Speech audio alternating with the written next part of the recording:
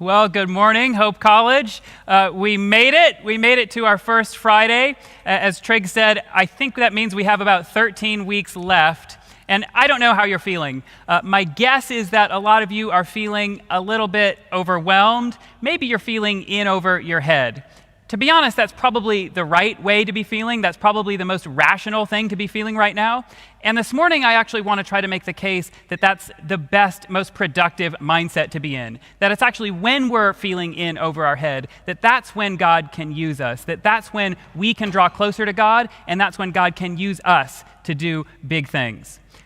To be honest, I think I know what I'm feeling this week, which is a whole range of emotions. And I'm guessing that's what you're feeling too.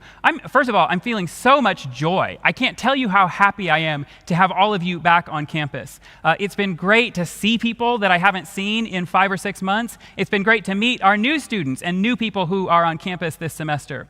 I hope you know that the fact that you are on campus this semester, that itself is a sign of God's faithfulness, because we've been praying for you to be here for a long time. And in fact, last Tuesday, which was the day before the staggered move-in started, we did a whole day of fasting and prayer, and it was a community effort. Western Seminary did it with us, and some local churches did it with us, and we were praying for you, and we were praying for God's protection over this semester. And so the fact that you're here, that gives me so much joy. I can't tell you how much joy.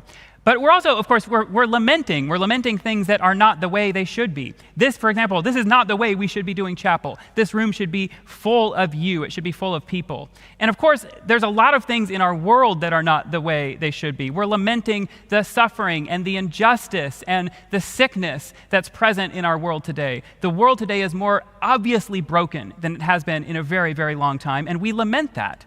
In addition to all that, there's just all this newness that we're feeling. I mean, we've never done college like this before. This is new. For some of you, college itself is new. For some of you, this is your first time coming to college. A lot of you are navigating new relationships, new roommates. There's just so much that's new. And all of that together, my guess is that makes for a mindset in which you can easily become overwhelmed. You can easily feel like you're in over your head. And I'll be honest, that's kind of the way I'm feeling. Speaking of new, this whole job is still relatively new to me. I stepped into this job just a little over a year ago. I've been in this job for about 13 and a half months. And when I stepped into this job, it was not just a new job. Actually, for me, it was a whole new career. I left a career of 17 years on the East Coast where I worked in government first and then in business. And I loved that career. I was proud of it. But God called me out of that career and he brought me here. And I will say I've never been more excited about anything. I love this place. I hope you know that. I love Hope College more than I can possibly describe. I believe in this institution and what we stand for, hope, more than I can possibly articulate. And so I stepped into this role last year with an incredible amount of excitement. But I also stepped into this role, if I'm honest, feeling a lot of fear and trepidation, feeling like maybe I'm in over my head. It's a new job, it's a new career. And I found myself asking these questions, what if I don't have what it takes? Well, then midway through my first year, the world turns upside down. And higher education goes through the greatest disruption that it's ever gone through in history. And then I find myself wondering, what if I can't meet expectations? What if I can't lead in the way that the college needs me to lead? What if I can't even meet my own expectations? I've never really struggled with the fear of missing out, FOMO, but I have struggled with the fear of running out. What if I don't have enough? What if I run out of good ideas? What if I run out of wisdom? What if I run out of energy? What if I run out of creative things for Instagram? I'm worried about running out. There's a documentary that's kind of entertaining. If you haven't seen it, it's a documentary on Netflix, and it's a documentary about something called the Fyre Festival. Maybe you remember this. It was a failed music festival a few years ago. Fire, for some reason, is spelled with a Y. And this documentary goes through this disaster of a failure of this music festival. It was this music festival organized by two people, one whose name was Billy McFarland, and the other was Ja Rule. And these two guys organized this music festival, and they really hype it on social media. They hype it on social media to the point where they get a lot of people paying a lot of money to come to this music festival. It was supposed to be in the Bahamas. They get people paying $12,000 or more for a ticket to this music festival.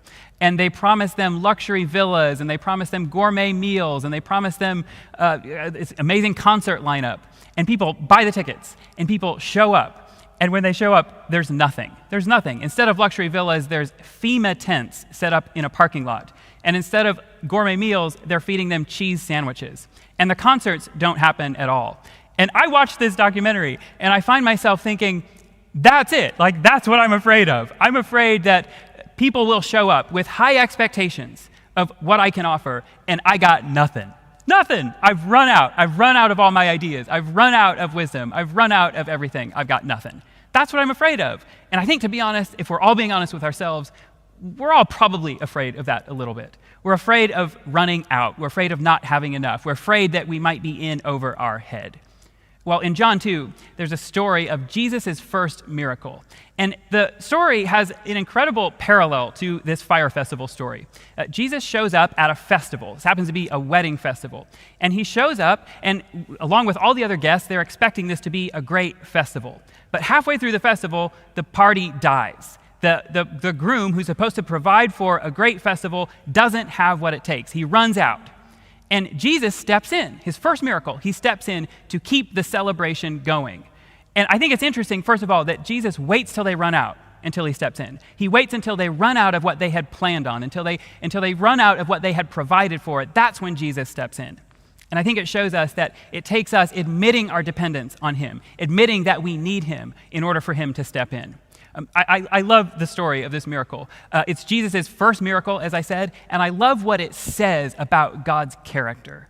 Because this is Jesus' first chance to make an impression on the world. And the first thing he does is he keeps a party going. He makes a dying party come back to life. Now, I know that none of you are going to party this weekend. Thank you for that. I know that all of you will be responsible this weekend. Thank you for that. I know that all of you are going to do everything you can to keep us in person this semester. Thank you for that. As I said, that's what we've been praying for, and you've been amazing so far. But I love this story because it shows that Jesus comes to earth to offer, first of all, to offer joy in the midst of suffering. And that could not be more relevant than it is today.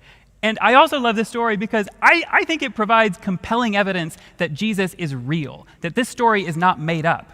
Why? Because if we were making up the story, if we were making up a story of the Savior of the universe coming to earth, we would not write it this way. We would not have his first miracle be keeping a party going. We just wouldn't. We would have his first miracle be maybe ending a global pandemic or raising people from the dead or healing people who are sick. We would not write it this way. And that, to me, provides compelling evidence that it's real, because nobody would make it up that way. And I believe in Jesus first and foremost because I think it's intellectually credible. I mean, to me, it's a matter of logic. It's a matter of probability. This story of Jesus coming to the world to save us is more likely true than not true. It's just a matter of logic. It's intellectually credible. But it's far more than that to me. I believe in Jesus because I've felt him, because I've got to know him, and I've felt his power and his presence in my life. And there have been a number of occasions, actually, in my life where I felt like I was in over my head, and Jesus gave me what I needed to get through that season. In 2006, I was appointed by the Secretary of the Treasury to be the Senior Advisor for Domestic Finance at the Department of Treasury in Washington, D.C. I was 27 years old. I was totally unqualified for that job, which is a fact that they just happened to overlook. And I started this job, and about a year and a half after I start this job, Senior Advisor for Domestic Finance, the United States economy goes through the worst recession since the Great Depression. And I was totally unqualified to have that job. I was totally over my head. And yet God gave me what I needed to get through that season. The next job I had was at the New York Stock Exchange. I spent 6 years at the New York Stock Exchange. When I took that job, I had no idea that 6-year period, the New York Stock Exchange would undergo more change, more dramatic change in that period than it had gone through in the entire 220-year history leading up to that point. And again, I found myself trying to lead an organization through this incredibly disruptive period and feeling like I'm in over my head. But God gave me what I needed to get through that season. So there's an interesting thing about God. God seems to repeatedly put people in situations where we're seemingly doomed to fail, only so that we can rely on him, only so that we can lean on him for what we need. Jesus is the good shepherd. He's the greatest shepherd. He's the perfect shepherd. And yet Jesus does some interesting things for being the good shepherd. First of all, Jesus says he wants to send us out like sheep among wolves. That's what he says. That's the charge he gives to us. Now, that's an interesting thing for a good shepherd to say. He wants to send us out like sheep among wolves. I don't know. I don't know a whole lot about animals, but I know enough to know that that's not a fair fight. A sheep is a totally defenseless animal, and to send out sheep among wolves is not a fair fight. He's setting us up to fail, and yet that's what Jesus says he wants to do. He wants to send us out like sheep among wolves. It's because he wants us to be dependent on him. College is obviously a time when you're trying to discern what you want to do with the rest of your life. And if you don't mind, I'd like to weigh in on that for a minute. Now, not all of you will agree with this, and that's fine. But my own view is that the world already has enough really good people going into full-time ministry. What the world desperately needs more of are people who are well prepared to go into industries that desperately need hope and light and biblical truth.